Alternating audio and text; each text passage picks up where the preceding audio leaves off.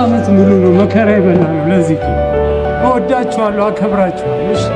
በኢትዮጵያ የፊልም ኢንዱስትሪ ውስጥ ለጥራትና ለኪነ ጥበብ ክብር ሲባል 3 ሙሉ ዓመታትን በአንድ ስራ ለማሳለፍ እጅግ ብርቅ በሆነበት በዚህ ዘመን ተዋናይና የፊልም ባለሙያ ሄኖክ ወንድሙ ፈረጃ የተሰኘውን አዲስ ፊልሙን ለተመልካዮች ለማብቃት በትዕግስትና በጽናት የተሞሉ ረጅም ዓመታትን አሳልፏል። የሄኖክ ወንድሙ ድርሰትና ዝግጅት የሆነው ይህ ፈረጃ ፊልም ብዙ ውጣ ውረዶችን አልፎ አሁን ከመጨረሻው ምዕራፍ ላይም ደርሷል። ባለፉት 195 ቀናት ሄኖክ ትኩረቱን በአንዲት ስራ ላይ ብቻ አድርጎ የቆየ ቢሆንም ይህ ጉዞ ግን አልጋ ባልጋ እየተፈጠረ አልነበረም። በተለይም ለገጸ ባህሪው በሚፈለገው የሰውነት ማንነት ለውጥ እንዲሁም ደግሞ ለጥራት በተሰጠው ከፍተኛ ትኩረት ምክንያት ፊልሙ ረጅም ጊዜ እንደወሰደም ይነገራል። ሄኖክ ለዚህ ፊልም ስኬትና ለሚወክለው ገጸ ባህሪ ተአማኒነት ብቻ ሲባል የሰውነቱን ክብደት እጅግ አደገኛ እስከሚባል ደረጃ ድረስ በመቀነስ ለሙያው ያለውን ጥልቅ ፍቅር በተግባርም አሳይቷል። ይህንን ክብደት ለመቀነስም በአሜሪካ ከ1 ኪሎ ሜትር በላይ በሚረዝም የጂምናዚየም ስፖርት ከማከናወን በተጨማሪ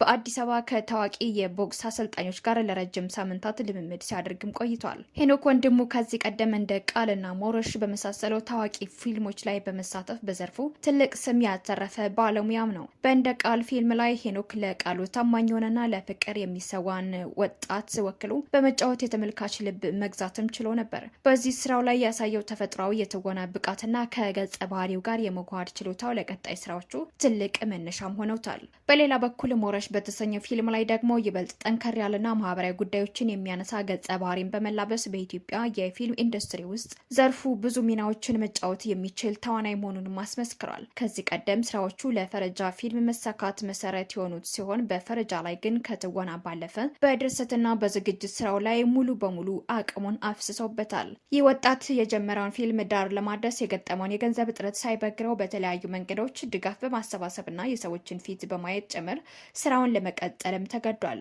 አንድ የፊልም አፍቃሪ 5 ብር ብቻ እንዲያዋጣ በማድረግ የፊልሙን ወጪ ለመሸፈን አቅዶ ከዓመታት በፊት ጥሪ አስተላልፎ የነበረው ሄኖክ 3.2 ሚሊዮን ብር ፊልም ወዳድ ማህበረሰቡ ማዋጣቱንም ገልጿል። ይሁንና ፊልሙ እጅግ ከፍተኛ ገንዘብ ወጪ የተደረገበት ሲሆን እንደ መነሻ ግን በፊልም አፍቃሪዎች መዋጮ ፊልም ለመስራት እንደ እርሾ ሊወሰድ እንደሚችል ይገለጻል። ምንም እንኳን ስመጥር አርቲስቶች ከጎኑ ባልቆሙበት ወቅት የህዝብን ድጋፍ መዋጮ በመጠየቁ ከፍተኛ ትችቶች ቢሰነዘሩበትም ዓላማውን ግን አላጠፈም። የፊልሙ ቀረጻ በተለያዩ ታሪካዊና ምቹ ስፍራዎች የተከናወነ ሲሆን ከነዚህ መካከል በድሬዳዋ ኮኔል ሜዳና በምድር ባቡር ግቢ ብሎም በአዲስ አበባ የተደረጉ ቀረጻዎችም ይጠቀሳሉ። አሁን ላይ የፊልሙ ዋና ቀረጻ ተጠናቀው ለማጠቃለያ መድረሱ የተሰማ ሲሆን ይህ ስኬት ደግሞ ብዙ ውጣ ውረዶችን በመከራ ውስጥ ላለፈው ባለሙያ ትልቅ እፎይታ እንደሚሰጥም ተገልጿል። የመጨረሻው ቀረጻን በራስ ኃይሉ የስፖርት ማዕከል በቅርቡ እንደሚካሄድ ታውቋል።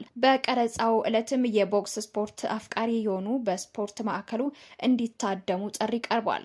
ሄኖክ ዝርዝር መረጃዎችን ከቀረጻ በኋላ ሙሉ በሙሉ እንደሚሰጥ ቃል የገባ ሲሆን ይህ በብዙ ትግልና በህዝብ ፍቅር የተሰራ ስራ የፊልም ኢንዱስትሪ ወደ ኋላ እየተጓዘ ነው ለሚሉ ወገኖች ትልቅ መልስ ይዞ እንደሚመጣም ይጠበቃል። የሄኖክ ታሪክ ለኢትዮጵያ የጥበብ ሰዎች ትልቅ አርአያነት ያለው ነው። ጥበብ ዝም ብሎ መታየት ብቻ ሳይሆን እንዲህ ያለውን ራስ የመስጠትና የመለወጥ ጥበብን እንደሚጠይቅ ሄኖክ በተግባርም አሳይቷል። ሄኖክ ወንድሙ ላሳየው የማይናወጥ ትጋትና ላሳለፈው አድካሚ ጉዞ ትልቅ አድናቆት የሚገባው ሲሆን ፈረጃ የኢትዮጵያ ሲኒማ አንድ እርምጃ ወደፊት እንደሚያራምድም ተስፋ ተጥሎበታል። በቅርቡ ለእይታ ይበቃል ተብሎ የሚጠበቀው ይህ ፊልም ከጀርባው የ7 ዓመታት የጽናት ታሪክ አዝሎ የሚመጣ በመሆኑ ለተመልካች ልዩ ስሜት እንደሚፈጥር ጥርጥር የለውም። ሄኖክ ወንድሙ ራሱን ጎርቶ የሰራ ባለው በዚህ ፈረጃ ፊልም ላይ ታዋቂው ቲክቶከር አዶናይ ተዋናይ ሆኖ መሳተፉም ታውቃል። ራሱ አዶናይ 5.8 ሚሊዮን ተከታዮች ባለው የቲክቶክ ገጹ ላይ ባጋራው አጭር ቪዲዮ